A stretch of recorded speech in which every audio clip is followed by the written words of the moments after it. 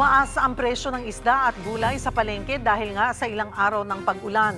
Magbabalita naman si Mobile Journal Fatima Baduria live mula sa Muñoz Market sa Quezon City. Fatima, gaano naman kalaki ang itinaas sa presyo? Cheryl, 40 to 60 pesos kada kilo na ang itinaas sa presyo ng ilang isda dito sa Muñoz Market.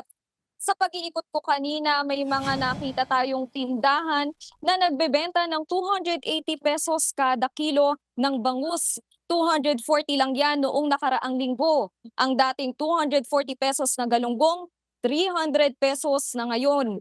Ayon sa nakausap nating vendor, kaunti kasi ang supply na dumating sa kanila dahil di makapanghuli ang mga mangingisda.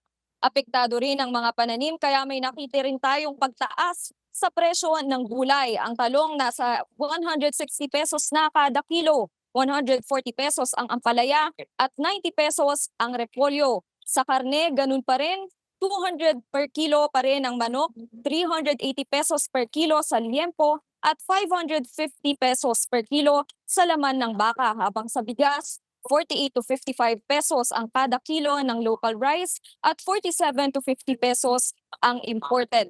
Cheryl, isa pa sa mga problema ng mga vendor dito ay medyo tumumal daw yung bentahan dahil nga umulan, pero kung kakailanganin naman ng mga mamimili, meron namang nagtitinda dito ng mga tsinelas. Ayan, pakita ko lang sa inyo, no? Yung iba dito ay nasa 150 pesos to 250 pesos. Depende yan sa klase at meron din silang bota dito. Ayan, nasa 450 pesos yan, no? Yung malaki. At meron din yung mga maliliit naman, yung mga pambata, nasa 280 pesos at 250 pesos naman yan. Pero yung mga mamimili dito ay syempre pinapaalalahanan pa rin na mag-ingat lalo na at baka medyo maulan ngayong araw. Cheryl. Maraming salamat, Mobile Journal Fatima Baduria.